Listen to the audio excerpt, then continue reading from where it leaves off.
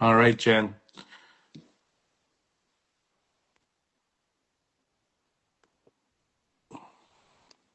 All right, here you go. Can Yes, you hear me good? I can hear you great. Hey, Logan. All right, I'm gonna put my earpiece on just in case. Okay, no problems. You let me All know right, when you're ready to rock and roll, friend. let's go. I'm ready. All right. So welcome everybody to our bi-weekly live. We did take a brief break the last few weeks just because of my schedule. I wasn't able to attend, but we are back and we're going to be here for this month. And then we do have another one coming up on the 18th, the day after St. Patty's Day. So I hope everybody is bright-eyed and bushy-tailed to join us that day. So this is a very interactive live, and we encourage participation.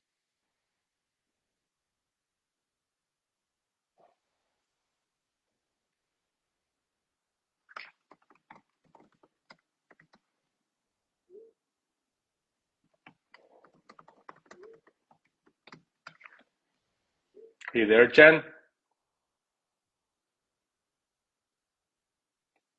Did we lose Jen here? Hello?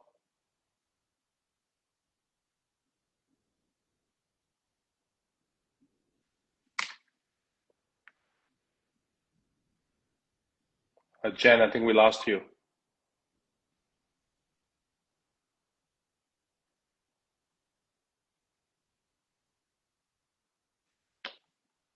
I think we lost you, Jen.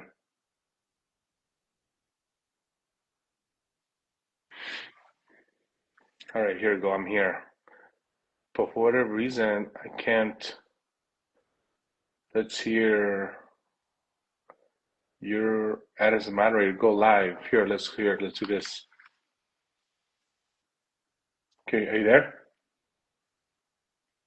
You there, Jen? I am. Do you see me now? Okay, there you go. There you I go. don't know what happened. I don't either. I swear, 1 week we're not going to have any technical difficulties. I Then, promise. then that means we're Oh, not human. right? I know. Again, we're live, everyone, so this is what happens. So anyways, as I was stating before I somehow fell off, this is an interactive live that we do, so I encourage everyone to participate. Drop your questions, comments in the comment section, and Gustavo and I will answer them, address them.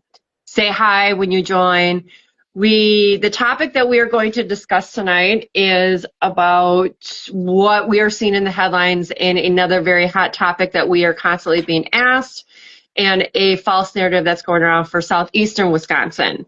So I want to ask a quick question of everybody who's watching. How many out there have read headlines that this is now a buyer's market? Probably quite a few of you. And we are here to say that it might be a buyer's market in other parts of the country, but the headlines may say buyer's market, but that is not what we are seeing in southeastern Wisconsin. Do you agree, Gus? Absolutely. I mean, if that headline was true, we would not be busy getting pre-approvals every night, every weekend. We have buyers going out and looking for homes, and so obviously the pre-approvals are not slowing down. If anything, I think the strategy has increased where when we write offers, when you guys write offers as agents, we have to be very creative, right? But yeah, no, I don't think whatsoever that we are in any way, shape, or form a buyer's market just yet at this point, at least not in Wisconsin. Correct. I do agree with you. I will say some of the areas that are considered a buyer's market would be like the Sun Belt states, places in California, places in the South. States that were very heavy into new construction during COVID because they were keeping up with the demand of people moving there. Wisconsin traditionally is not a very heavy new construction state. Midwest and the Northeast, we do have a lot of building constrictions and statewide laws that we have and regulations. So we don't have a ton of new construction. So our areas are not considered a buyer's market.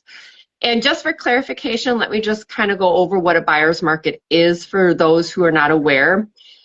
In the real estate world, we consider a balanced market anywhere from 4 to 6 months of inventory. So what that essentially means is that if we were not to add any new listings to the multiple listing service, which is our platform that we use to submit listings, and that platform is then used to send out emails to our clients. If we were not to add any more new listings, we will generally go through all the inventory in 4 to 6 months. That is what we considered a balanced market. That rarely happens. If we do hit a balanced market, it's usually very short amount of time, and then it tilts one way or the other. With southeastern Wisconsin, we are actually in about 2.5 to 3 months worth of inventory. And that's a slight improvement from where it used to be. Right after COVID, during COVID and after COVID, we were around 1.7 months of inventory, believe it or not.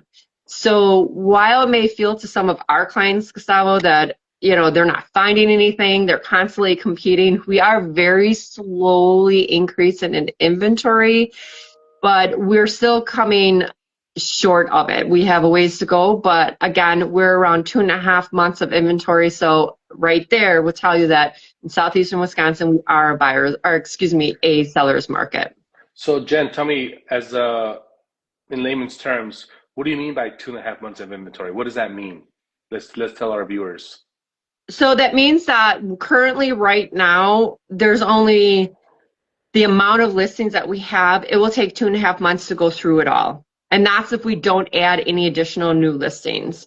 And so if the balanced market is between 4 and 6 months, a seller's market is anywhere from 1 to 4 months, and then a buyer's market is from 6 to 12 months. And because we're at 2.5 months, the demand and the buyers far outnumber the amount of houses we have on the market. So unfortunately, it would only take us 2.5 months to go through it. Makes sense. And so in my world, on the finance side, when I explain to buyers, hey, what's a seller's market mean? I basically describe it in this manner. I say, hey, in the seller's market, this just means that the seller is in control. And what does that mean? That means that the sellers are, I say, like, they're sitting back, drinking their cocktails and watching the offers come in. Because why? Because buyers, that means that there's going to be more buyers coming in to looking at their home, and hopefully that means they're going to have multiple offers, right? And so that is what I describe to my clients on the financing side. Hey, when we get ready for the pre-approval, we want to make sure that you are ready for your actual purchase, and getting the pre-approval done is going to be the key part.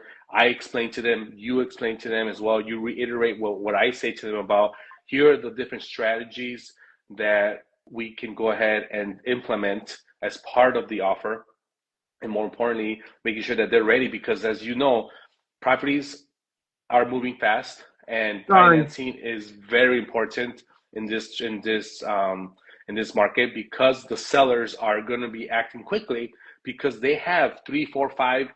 I've heard of some offers in some areas, 15 offers. Oh yeah, that's happened to some of my buyers where it's been like 12 offers. Right. And that was 2 weeks ago. And so, yeah, I guess leads us into our next point, right? So what is happening locally here? What are you seeing, Jen, as far as offers go, when you are rating offers for your clients, or for that matter, when on your listings, what are you seeing on those as well? So when it comes down to, again, because we have low inventory, this is creating major competition on every new listing. And it's not just the turnkey move-in ready homes. These are homes that have good bones, solid foundation, great location. It just needs cosmetic updating. So we're seeing competition on everything. And usually traditionally a lot of new listings hit Thursday, Friday, by that Saturday, Sunday, they're gone. And so because we're seeing multiple offers on the homes, unfortunately, buyers really are losing some of their negotiating power. The power is currently in the seller's hands, hence the seller's market. And so we are seeing that things are getting waived. And in all my years of real estate, I never thought that I would tell my buyer, you would have to waive an inspection. I never advocate for waiving an inspection, but that is what we're seeing. And so we're seeing buyers are waiving inspections, they are waiving appraisals, or Gustavo and I, we love to get that appraisal waiver for our clients. That goes a long way when we're competing in situations. We are seeing that people are going way over list price. I tell my buyers that if there's, anywhere from, as like, it's very strategic. If it's 1 to 5 offers, it's one strategy. If it's 5 to 10 offers, it's a different strategy. If it's over 10 offers, then that's a whole other strategy, but if we're seeing like anywhere from 7 and above, we're going several thousand over list price, right?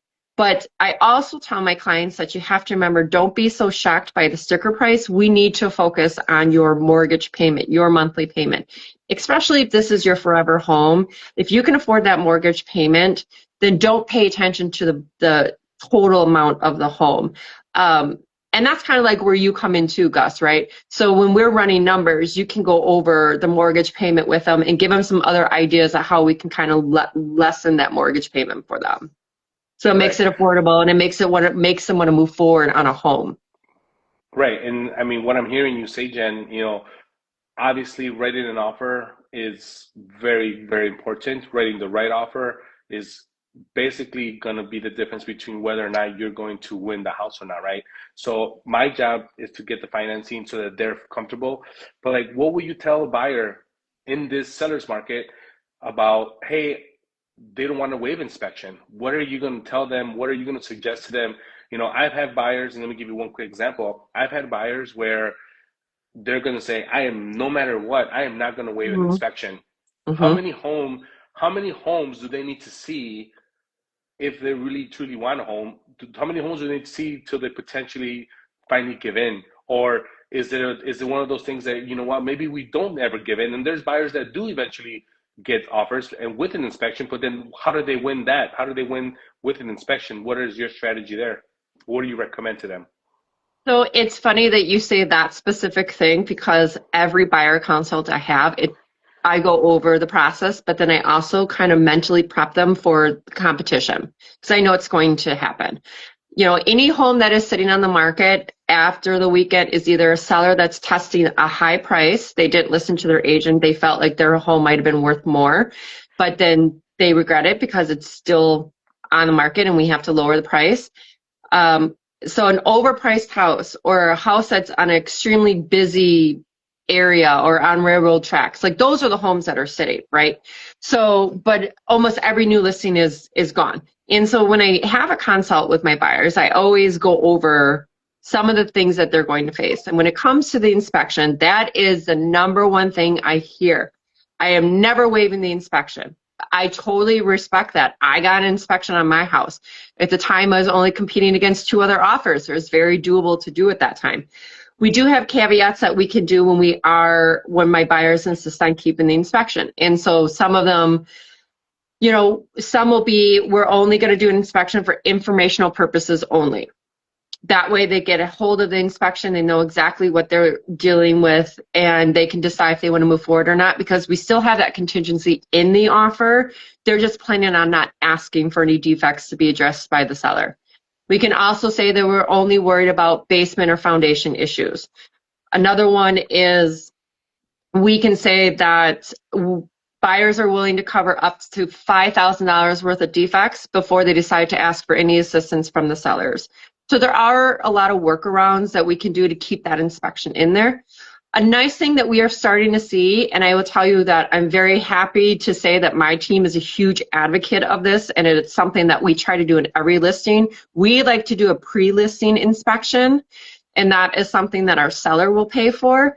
But it's gold to everybody, right? Because I've been a buyer agent for so many years. I come with that mentality when I'm working on listings and I'm working with sellers. So I try to talk to them as I'm the buyer and what I would like to see with that listing in that house. So when we have pre-listing inspections, we can show that to the buyer and they can decide whether or not they want to write on that house. They can decide if the defects are big or not to them.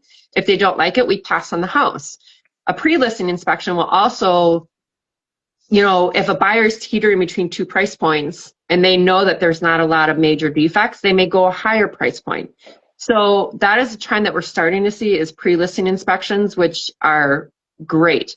Now, to those that will always want to have that full inspection, I do have a story, a quick one example where we literally went through probably 8, 10 offers before one finally hit.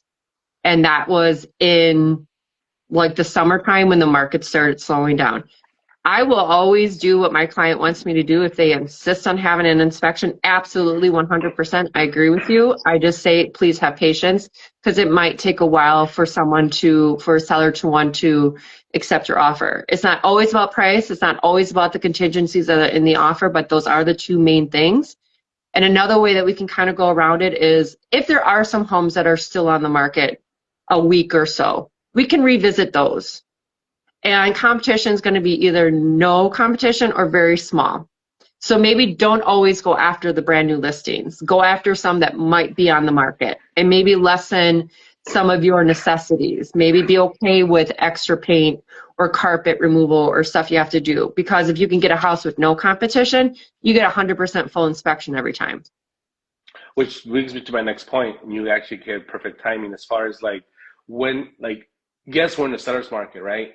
But technically, as I always like to say, it's always seasonal, meaning there's Mhm. always ebbs and flows, right? And so it's not always going to be seller's market all year round, 24/7. We know we're already in the spring market, even though it doesn't feel like it outside, right? We're already in Right. the spring market, right? And so what I always tell my clients is, hey, the last and as we know, our clients, I mean, they get tired. I mean, driving around and looking at homes and for that matter, losing out on the potential house that you wanted the most. Yeah, it can be frustrating and disheartening, quite honestly. But that's right when, let's say, Memorial Day weekend starts. That's the official start of unofficial start of summer. Oh, I'm gonna go on my vacation, I'm gonna reset. And that's what I tell my clients all the time. This is the worst time to reset. Why? Because so Mhm. many people do go on vacation during these holidays. Yep. That's where you gotta take advantage of those little windows of opportunity where, hey, in the when everybody else is going on a quick getaway, vacation, whether it be a week, a weekend, or whatever the case may be, that's when homes are still going on the market. And so that's when, as a buyer, you can take advantage of a mini, maybe not so strong seller's market. Because why? Because there's less buyers competing for that same listing just because of the timing, right? Yes. um, and so And that's what I'll I always say say, like, along, oops, yeah, sorry, go ahead. I'm sorry.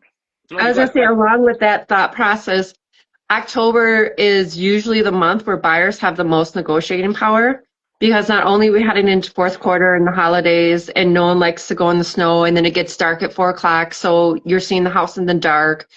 A lot of buyers have to drop out of looking at the house hunt because they're in apartment leases. And there's a lot of landlords that will say you cannot move during the winter months. So say we get an accepted offer in October, you're moving in November, and that's a no-no for some people that are renting. So we do see a huge drop off in October, and that historically has been the number one month for negotiating for buyers. Now, I do still see competition every single month of the year. But at that point, we're seeing maybe one or two offers, which is so attainable compared to going against 10, 15 offers that we see during the spring market. And to that point, we always say, right, the right house in the right neighborhood at the right price, it's always going to sell, no matter Always what can time of the sell. year, no matter what. So no matter what, I mean, that's where, as you being one of the listing agents as well, you are going to be strategic when and how you price your home that you're going to be hopefully selling for your clients. So I always say to buyers, especially the ones that are like have been looking for a while, are getting exhausted, like, hey, just the finish line is right around the corner. Trust me, you have to be, continue to be strong, right? And keep putting the pedal to the metal, kind of a thing. So with that being said, as far as like, what is, I guess, when it comes to bidding wars, right? Kind of not to switching too many gears, but like when it comes to bidding wars, like what's your take on that when you're a buyer and you're like always constantly. Uh, Anyone who knows me know I'm very blunt and honest. Yeah, Yeah. it's a fault.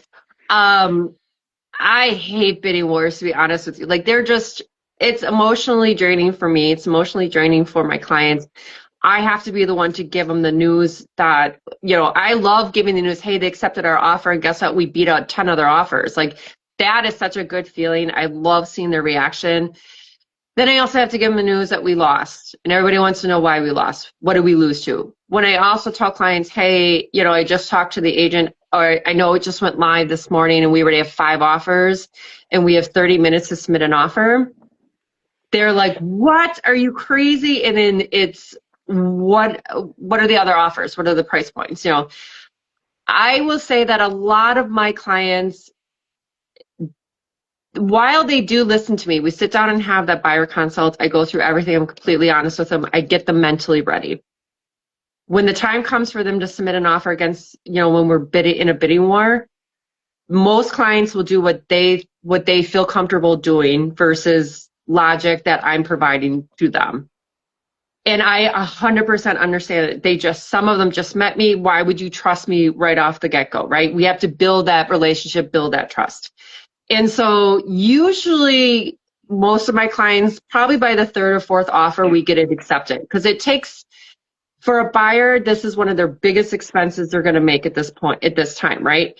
And so they have to be comfortable with the amount they're going to go on. They have to be comfortable waiving certain things. They have to be comfortable giving the seller certain things that we normally don't give them. So it's exhausting. And, you mentioned this before. It's mentally draining on buyers, and buyers, they go into it being like, oh, it's so much fun, I'm going to look through houses, and then it's not fun anymore, and they get burnout, buyer burnout. And so bidding wars just really add to that. And then you get people who bought 10 years ago, oh, I didn't have to deal with that because the market changes every year, and so unfortunately, I don't see an end anytime soon. Pre-COVID, we were behind in inventory. And then construction just got delayed during COVID. I wish I had an answer to when we would see a change in the market and less bidding wars. They're calling the silver tsunami supposed to be coming soon in the next 5 years, and that's when a lot of boomers are supposed to be, selling their homes. None of us have a crystal ball, so. Right. But So I do what tell kind my of buyers, just stick through it, because I also think a lot of buyers focus on, like, when they buy a house, they're like, this is my first house, I'm never going to move. But in reality, you are going to move probably from your first house. It's a stepping stone to get to my forever home. And I think buyers just have to remember that this is just phase 1 of their life. And probably in about, I think the age now is like 7 to 10, or the time span in your first home is like 7 to 10 years now versus the 5 to 7 that we're used to. yeah. And so this is just phase 1, and just get into a home. It will teach you everything about being a homeowner. It will really tell you what you like and don't like in a home. So when it's time to buy your forever home, you're set. And then you have the equity in your home to use towards that next home. Sure. So then I'm hearing is be mentally prepared, right? Know your numbers, right? Know your numbers as far as like how far are you willing to go? If it's not the one, or hey, and I always tell buyers at the end of the day, there's going to be one of you, if there's a couple, one of you is going to be emotionally attached, the other is going to be more like, right, direct, right? So with that being said, like, you figure out who's who, because once It's always emotions the get guy in, who's emotionally attached. Come on now, Gus, we know this. so because once you decide I want this house, you have to be able to know like, hey, what's my limit, right? So, and Hmm. that's where obviously you preparing them, and when you consult, but also like me on the other hand, on this side of the table here, I'm getting them prepared also pre-approval wise, right? I want Yep. I want them to know their numbers, and as you know, every time you and I have a client together, we're always constantly talking as you're rating the offer, because we want to make sure that your numbers align with my numbers and my numbers align with the client's desires and needs of what they're looking as well, right? Because the last thing we want is for a buyer to put all of their eggs into like this basket of a house that all of a sudden, like, wait a minute, I don't want this, right? So no, Yeah. definitely being prepared and doing the work ahead of time is going to be very critical to obviously make sure that if we do get into a bidding war, we know our limits, and then let whatever happens. If it's meant to be, it's meant to be, kind of a thing, right? It's strategy and having a process in place, which, for those who have worked with Gustavo and I together, we do have great communication. And so when the time comes that like, you're ready to jump in and want to buy a home, it always starts with, if you haven't talked to Gus yet, I have you talk to him right away. That's step number one, is to talk to him. And then it's talk to me, let's do a buyer consult. Then all of us will strategize and come up with a process to essentially put you in a home. You're hiring us to put you in a home, and that is our goal and our number one priority. And so throughout this entire process, you do need a lot of guidance, a lot of educating. And so having a solid process in place and just overall strategy, and like Gus mentioned earlier, know your numbers. Knowing your numbers is the number one thing, because you don't want to be house poor. Things are going to pop up after you purchase the home. I want you to enjoy your home. Gus and I are big on, having life outside of working and traveling with others, and so I want that for our clients. Like, I want you to be in a home, but I also want you to enjoy your life with it. So know your numbers is a huge thing, and know your budget. Correct. Absolutely. Is there anything else that, wrapping up here, is there anything else that you feel as a potential buyer client would want to know or regarding, the seller's market we're in, strategies, anything like that? Obviously, as you know, they can always message us directly, DM us, and then we're gonna obviously get them an answer. And and if somebody does have specific questions, by all means, we're always available, of course. But is there anything you wanna end with here?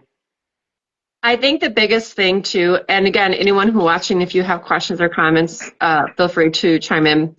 I think the biggest thing here is that, and I think a lot of people are starting to realize this, watch out for the headlines, right? There's a lot of clickbait material. Um, there's a lot of false narratives going around. And I shouldn't even say false narratives. There's just a lot of news going around, and you have to remember that real estate is extremely hyper local. So the news, their job is to do an overall reflection on what's going on in the real estate market. Sure, they can tell you inventory is up. They can tell you interest rates are doing this and they're doing that, and et cetera. But it's hyper local. So once you guys are ready to jump into buying a home, reach out to me, reach out to Gus. We are boots on the ground in southeastern Wisconsin. We know what's going on in this area, and we can help you understand what the headlines mean to you in this area. So I think that's the biggest thing, is just take it with a grain of salt what you read in the headlines. A lot of it is clickbaity. We know how that all works. And it's just, and don't listen to your grandfather's sister's best friend's aunt who bought something 20 years ago. We hear those stories all the time. So it's best to reach out to us, because we're hyper local and we can help you. We can get clarification for you. Awesome. Well, I think that wraps it up, Jen, in this today's session here. Again, everybody, thank you for having us. Thank you for joining us here tonight. We will see you in a couple weeks again. Look out for social media as what the next topic is going to be. We appreciate you, and thank you again for your time. Have a good night. Bye, everyone.